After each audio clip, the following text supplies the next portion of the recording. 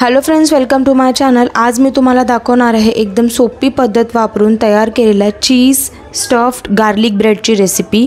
तर हा चीज stuffed garlic bread मी इथे पिझ्झाच्या बेसनी बनवलेला आहे। तर रेसिपी आता स्टार्ट करूया।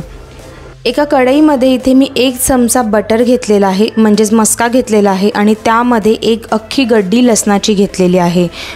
गॅसची फ्लेम स्लो ठेवून या लसणाच्या पाकळ्यांना बटरमध्ये चांगलं सॉते करून घ्यायचं आहे, जोपर्यंत ते ब्राऊन होत नाही तोपर्यंत। जेव्हा लसूण ब्राऊन होईल तेव्हा गॅसची फ्लेम बंद करायची। आता गार्लिक बटर बनवण्यासाठी इथे मी एक मिक्सरचं भांडं घेतलं आहे आणि त्याच्यामध्ये मी इथे 50 ग्राम बटर टाकलेलं आहे, म्हणजे अमूलचं बटर इथे मी वापरलेलं आहे।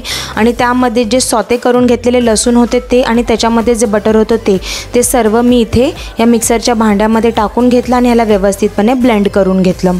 आता हा तयार झालेला गार्लिक बटर मी एका इथे प्लेटमध्ये काढून घेतला आणि मग मी यामध्ये इथे पाव चमचा काळी मिरी पावडर टाकून घेतली, 1 चमचा गार्लिक पावडर टाकून घेतली, 1 चमचा इथे मी चिली फ्लेक्स टाकले, 1 चमचा ऑरिगॅनो टाकून घेतलेला आहे।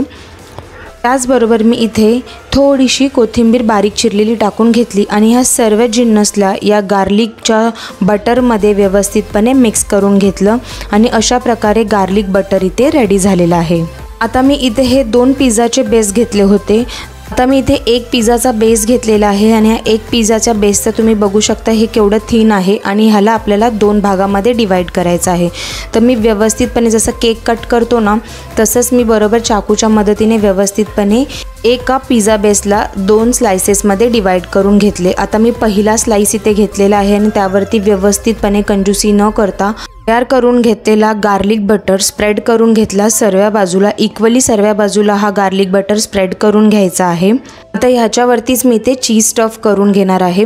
तर मी इथे स्लाइसेसवाले जे चीज असतं ना, तर अमूलचं स्लाइसेसवालं चीज घेतलं आणि त्याला व्यवस्थितपणे कट करून ह्या पूर्ण पिझ्झा बेसवरती जेवढं होईल तेवढं लावून घेतलेलं आहे। तर इथे मला टोटल 3 अमूलचे स्लाइसेस लागले। जर का तुमच्याकडे चेदार चीज किंवा प्रोसेस चीज किंवा मोझरेला वापरायचा असेल तर तुम्ही कोणताही वापरू शकता।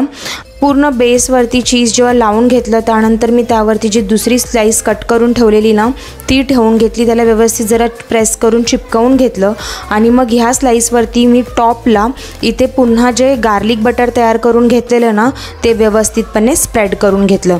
इथे सुद्धा कंजूसी न करता व्यवस्थितपणे हे गार्लिक बटर स्प्रेड करून घ्यायचं आहे। आता मी जेवढं गार्लिक बटर तुम्हाला इथे दाखवलं होतं त्या गार्लिक बटरमध्ये इथे मी 2 पिझ्झाचे बेसला स्टफ गार्लिक ब्रेड तयार केलं होतं। हा पहिला बेस माझा पूर्णपणे रेडी झाल्यानंतर एका पॅनला मी इथे गरम करून घेतलं होतं तव्यावरती। आता गॅसची फ्लेम स्लो ठेवून मी या पॅनमध्ये हा जो गार्लिक ब्रेड आहे तो ठेवून घेतला आणि व्यवस्थितपणे पॅनच्या कॉर्नरला जो आपला नॉर्मल अमूलचा बटर आहे ना तो थोडासा असा लावून घेतला आणि बाकीचा बटर मी त्याच्यामध्येच तसा टाकून घेतला। स्लो फ्लेमवरती 3 मिनिटे ह्याला व्यवस्थित शेकवून घेतले। त्यानंतर मी पॅनवरचे झाकण काढले। ही चीज स्टफ गार्लिक ब्रेडची साईड मी इथे टर्न करून घेतली। आता पुन्हा सेकंड बाजूला इथे मला बटर लावण्याची गरज नव्हती कारण की टॉपिंगलाच मी बटर लावलेलं होतं। तर आता पॅनवरती मी पुन्हा झाकण लावून घेतलं आणि 3 ते 4 मिनिटे मी या गार्लिक ब्रेडला दुसऱ्या बाजूने सुद्धा व्यवस्थितपणे शेकवून घेतलं। आता हा जो गार्लिक ब्रेड आहे तो दोन्ही बाजूनी व्यवस्थित शेकवला गेला होता। गार्लिक ब्रेडची मी पुन्हा एकदा बाजू पलटी करून घेतली। जी टॉपिंग लावलेली बाजू होती ती वरती ठेवली आणि जी बेसवरची बाजू होती जिथे मी टॉपिंग म्हणजे गार्लिक बटर नव्हतं लावलेलं ती बाजू मी खालती ठेवली आणि गॅसची फ्लेम हाय ठेवून तो थोडासा मी 2 मिनिटे क्रिस्पी होईपर्यंत तसाच ठेवला। 2 मिनिटानंतर गॅसची फ्लेम बंद केली। हा गार्लिक ब्रेड मी काढून घेतलेला आहे, त्याला 2 भागांमध्ये मी पहिला डिवाइड करून घेतला। त्यानंतर जसं आपल्याला डॉमिनोजमध्ये गार्लिक ब्रेड कट करून मिळतो तसा मी इथे पिझ्झा कटरने याला व्यवस्थित कट करून घेतले आणि चीजी स्टफ होममेड गार्लिक ब्रेड इथे तयार झालेला आहे। माझ्या पद्धतीने हा चीज स्टफ गार्लिक ब्रेड घरात नक्की ट्राय करून बघा आणि जर का तुम्हाला माझी रेसिपी आवडली तर चॅनलला लाईक, शेअर आणि सबस्क्राईब करायला विसरू नका। थँक्यू।